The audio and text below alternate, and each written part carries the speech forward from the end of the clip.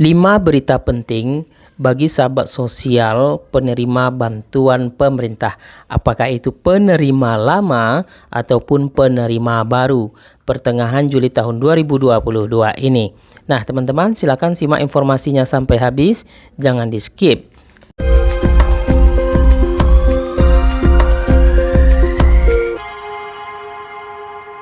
Assalamualaikum warahmatullahi wabarakatuh, teman-teman sahabat sosial. Salam sejahtera untuk kita semua. Kembali lagi bersama kami di channel Dunsana Emril. Terima kasih yang selalu stay di channel ini.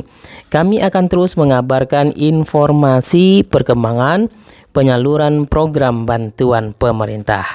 Nah, teman-teman, di video kali ini kami akan menyampaikan 5 rekapan berita penting bagi penerima bantuan tunai dari pemerintah pertengahan Juli tahun 2022 tentunya, yang menunggu proses pencairan ataupun yang sudah mencairkan dana bantuannya. Perlu diketahui ada beberapa tahapan yang harus teman-teman ketahui sehingga nanti bantuannya dapat cair kembali di tahap selanjutnya. Oke teman-teman sahabat sosial, sebelum saya lanjut, jangan lupa tekan dulu tombol subscribe-nya dan nyalakan lonceng notifikasinya. Tentunya sampai saat ini bagi penerima bantuan masih menunggu proses pencairan beberapa program bantuan yang disalurkan oleh pemerintah. Dari informasi yang telah kami sampaikan sebelumnya, ada sekitar 10 bantuan tunai yang dicairkan kembali di periode Juli tahun 2022. Ada yang sudah dicairkan mulai awal Juli yang lalu, kemudian masih menunggu proses pencairan beberapa program bantuan tunai yang kembali disalurkan di periode Juli ini. Nah, teman-teman sahabat sosial, silakan simak informasi yang akan kami sampaikan karena 5 rekapan ini perlu teman-teman ketahui. Untuk overall program perkembangan penyaluran bantuan dari pemerintah. Yang pertama yang perlu teman-teman ketahui bahwa salah satu bantuan anak sekolah yang berada di domisili wilayah Jakarta telah dikeluarkan jadwal pencairan terkait program dana KJP Plus tahap pertama tahun 2022 bulan Juli. Jumlah penerima 849.170 peserta didik mulai dari jenjang SD, SMP, SMA ataupun SMK. Mulai disalurkan tanggal 8 Juli yang lalu, kemudian untuk tingkatan SMP yaitu tanggal 13 Juli mengikuti tingkatan SMK tanggal 13 Juli juga. Kemudian untuk tingkatan SMA 8 Juli tahun 2022 termasuk yaitu penerima jenjang PKBM. Nah, teman-teman silakan koordinasi di wilayah masing-masing kelurahan terkait bantuan KJP Plus ini, cairkan dana bantuannya sehingga dapat digunakan untuk kebutuhan sekolah, apalagi masa libur sekolah saat ini dapat digunakan untuk membeli seragam, membeli kebutuhan seperti buku sekolah tentunya. Kemudian poin yang kedua bagi teman-teman sahabat sosial bahwa telah ditetapkan di akhir Juni yang lalu terkait batas terakhir proses aktivasi rekening bagi penerima PIP, yaitu tanggal 30 Juni ya, telah ditetapkan. Artinya sebagian dari peserta didik yang sudah melakukan aktivasi rekening itu dikeluarkan SK penerima PIP sehingga terisi saldonya dalam rekening buku tabungan simpanan pelajar.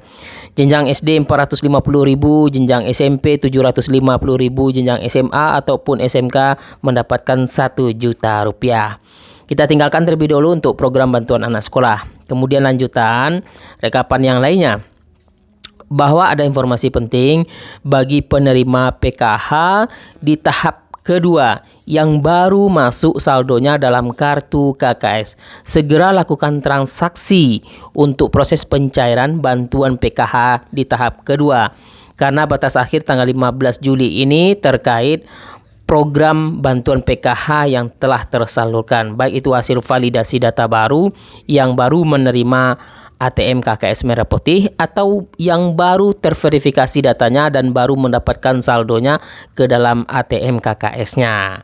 Sehingga nanti akan kembali disalurkan untuk tahap ketiga yang terverifikasi datanya ditunggu untuk termin pertama apakah di wilayah 1, wilayah 2 ataupun di wilayah 3. Yang jelas teman-teman 10 juta KPM kembali dapat mencairkan dana bantuan PKH tahap ketiga. Kemudian informasi lanjutan bahwa untuk KPM BPNT ini, yaitu proses penyaluran tetap dilakukan melalui penyaluran PT Pos, kemudian melalui Bank Himbara. Karena sesuai dengan tahap pertama, tahap kedua itu PT Pos salah satu menjadi penyalur untuk program bantuan BPNT secara tunai. Dan bantuan ini dilangsungkan sekaligus 3 bulan proses penyaluran. Jadi teman-teman sahabat sosial untuk periode Juli ini akan disalurkan kemungkinan besar yaitu periode Juli, Agustus dan September. Langsung 3 bulan ya, Rp600.000 yang dapat diterima. Ini secara tunai. Kemudian untuk melalui Bank Himbara ini akan disalurkan proses transaksinya nanti secara non tunai.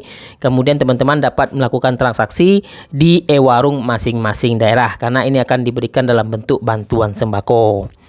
Nah, teman-teman informasi yang lainnya untuk salah satu program bantuan pemerintah yaitu program Kartu Prakerja. Saat ini lagi menunggu proses pengumuman gelombang ke-36.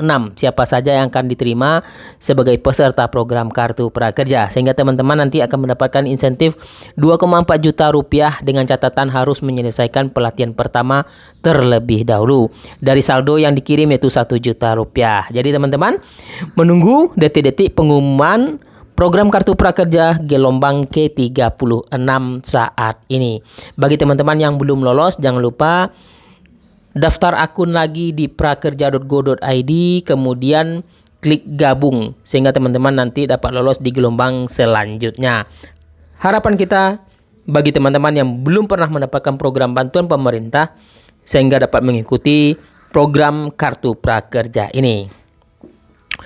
Kemudian lanjutan bagi teman-teman sahabat sosial yaitu untuk KPM PKH untuk menunggu proses pencairan PKH tahap ketiga tentunya bahwa proses pencairan yang dilakukan melalui Bank Himbara baik itu Bank BRI, Mandiri, BTN ataupun Bank BNI tentunya.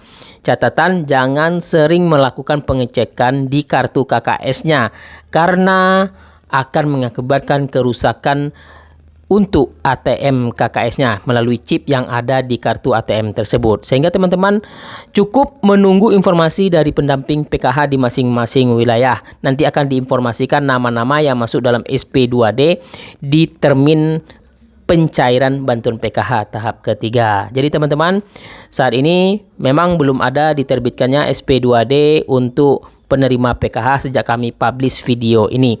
Jadi teman-teman, apakah nanti akan cair di termin pertama atau sampai dengan termin ke-11? Karena jadwal pencairan PKH yaitu 3 bulan, Juli, Agustus, dan September untuk tahap ketiga.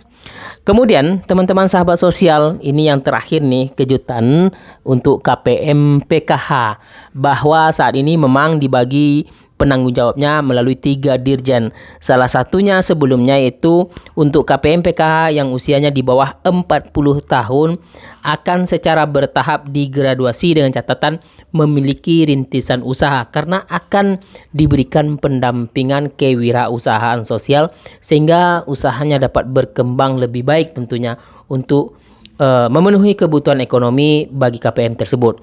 Jadi kedepannya KPM ini akan digraduasi tentunya. Namun kabar baiknya adalah saat ini KPM PKH yang usia di bawah 40 tahun masih menerima SP2D. Jadi masih menerima program bantuan PKH tahap ketiga sampai dengan PKH tahap keempat. Karena proses ini tentunya dilakukan secara bertahap tentunya. Oke teman-teman, itu informasi yang bisa kami sampaikan. Mudah-mudahan bermanfaat. Jangan lupa di-share, jangan lupa di-like. Wassalamualaikum warahmatullahi wabarakatuh.